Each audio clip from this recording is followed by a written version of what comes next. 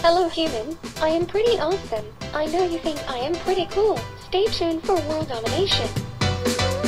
So Yonden spent the better part of a week with both robots, and he's going to give us a review. So start with this. I mean, you're supposed to, hold it in your arms like that, and you're supposed to stroke it from time to time, like a cat. Yeah. And then it twitches its tail because it gets annoyed. I think it's purring right now. Is it purring? So this is supposed to be like a support animal. I did find it useful in the sense that when my colleagues are stressing me out, I pick this up and do this, and then they get, Wow. look, and then they get really freaked out. It doesn't even look like a cat, right? It looks like a hairy frying pan, actually, look. The problem I found with it was identifying with it as a support animal because it's got no features. It's just like, it's got the chest area and it's got a tail. It's got no face. It's got no cute eyes and, nose and mouth looking up at you. So I found that deficient in that sense. It struck me as a product for somebody who's very lonely. So is that the demographic you identified me in when you asked me to try this out? Well, I think the key question here is, do you feel less lonely now that you have a Qoobo? Not really. I think it was more like a little gimmick. But then, I mean, every now and then it would wag its tail out of nowhere, right? Yeah, when yeah. you weren't That's kind petting of it. creepy, when it's doing it on its own. Did that kind of make you feel... Wanted? Yeah, well, supported. like, did you feel like you wanted to pet it when it was like, hey, pet me? No, I felt the urge to pet it every time somebody was stressing me out, though.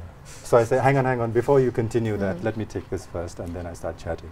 I see. I think it helps in that way. But more interesting was this one. It's almost like a device to look after babies and elderly people. We called it a robot walkie-talkie. Right? Yeah. I'm going to have Bocco ask you a few questions. Hello human, I am taking over the show. What were your first impressions of me? I am pretty awesome, right? It's essentially a little gadget that you keep there and you relay messages to the person who is holding it, right? So mom's sending messages saying, have you had your milk, or are you going to sleep soon? I guess that's useful for that. For elderly people, I don't quite get it. I mean, elderly people, you can use a phone, which can do much more than that. But sometimes they don't pick up the phone, whereas with Bocco, what it does is once you send a message from outside of the house, it will keep asking you or keep sending, keep verbalizing the same message until the person at home replies. And I think that's the beauty of it. On to the second question from Bocco now. The cat is getting impatient. All week long, people called me a walkie-talkie. What was it like communicating through me? It's just a walkie-talkie with a kind of cute face. But for some reason, Bocco made you hungry all the time. It was me having access to a bunch of people that I can ask for snacks, see? So as a conduit, it was very good. A lot of snacks were delivered through Bocco. You can do the same thing through by using your phone, though. AI is not going to take over the world yet.